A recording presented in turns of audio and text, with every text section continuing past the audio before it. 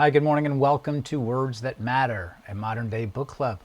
And I'm your host, Lee Smith. This morning, I have a very interesting show, terrific show with an immensely accomplished scholar and author from as a professor at Hillsdale University, author of many books, including what is going to be at least a six-volume series on the grand strategy of Sparta. And his newest volume is right here. This is the fifth volume in this series called Sparta's Sicilian Proxy War. So we're going to be talking not only about history, but how that understanding of history, how that understanding of proxy wars can inform what's going on right now in the world, can inform what decision makers and statesmen are thinking about around the world. And I couldn't be happier to introduce Professor Paul Rahe. Paul, thank you so much for being here this morning on Words That Matter. It's a great pleasure.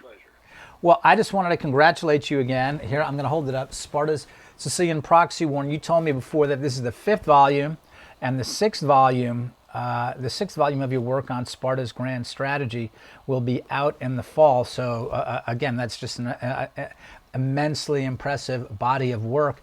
And it's very interesting because, of course, it seems that most American historians, in our general perspective as Americans, we tend to focus on Athens.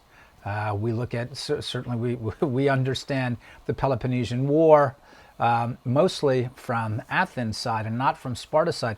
So I'm very curious, why did you decide to look at not only the Peloponnesian War, but why did you decide to look at Greek history from the minority position, the Spartan position? Well, because at the time, it wasn't the minority position. I mean, Sparta was the respected power. Sparta was the established power. It's the Spartans who put together a coalition to defeat the Persians. It's the Spartans who led that coalition, not only on the land, where they were very effective, but on the sea, where they had very little experience. So, um, our perspective is a little bit distorted. It's distorted for two reasons. One is the losers, in this case, wrote the histories, which is to say, uh, the Spartans are win the Peloponnesian War, and the Athenians write the histories. And the Athenians were much more literate in the sense of writing things down, especially in great literary works, than were the Lacedaemonians, which is one of the names of the Spartans. Uh, and the consequence is our sources are almost entirely on the Athenian side. So, if ancient Greek history is Athenocentric, there's a reason. It's the Athenians lived to tell the tale. But there's another reason. Prior to the French Revolution, nobody much took Athens seriously.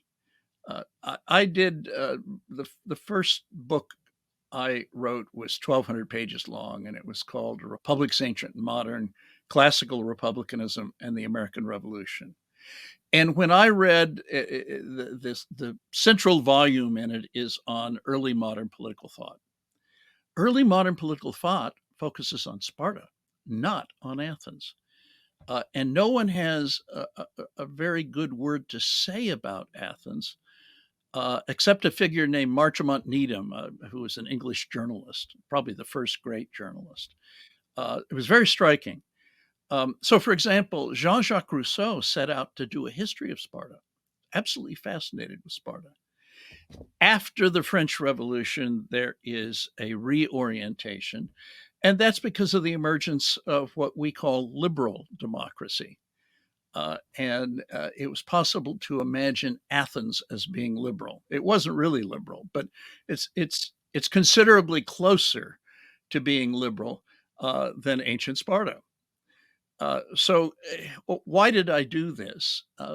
Because I thought the story that had been told was distorted, but also the story had never been told from this angle. Uh, the second thing is, I I wrote these books to counter a trend within the American Academy called realism. I think realism, what calls itself realism, is surreal, which is to say you ignore regime difference and you treat all powers as if they're equivalent. They do exactly the same things. They will react in exactly the same way. I think that's utter nonsense. And the great heroes for this tradition of thinking are Thucydides uh, and Montesquieu, neither of whom thought in this fashion, both of whom paid attention to regime differences. So, another side to what I was doing was to write something on the grand strategy of Sparta, which is to say, its overall strategy for its own defense, for its well being, uh, and to show by example that Sparta behaves in a way that Athens does not behave, that they're very, very different.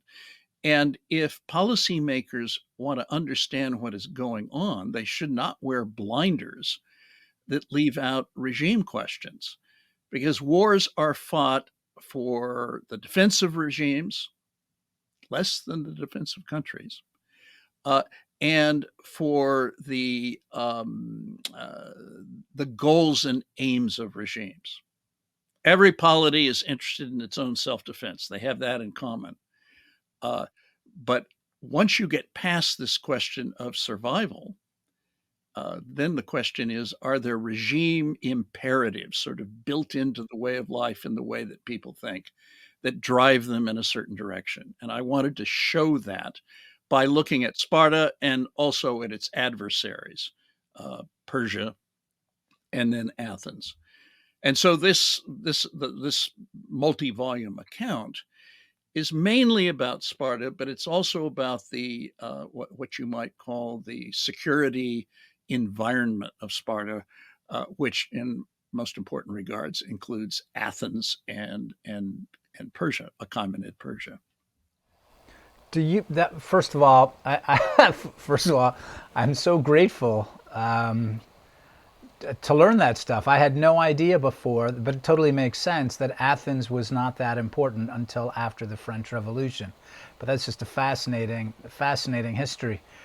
What you're talking about in terms of realism and and how to explain that realism is blind to regime difference. Now, realism has been, in many ways, the core, the what would we say, core method of American policymakers. How American policymakers have seen the world, right, and have this habit of like, well, we'll be able to convince them of what's in their own best interest. I know this has been going on.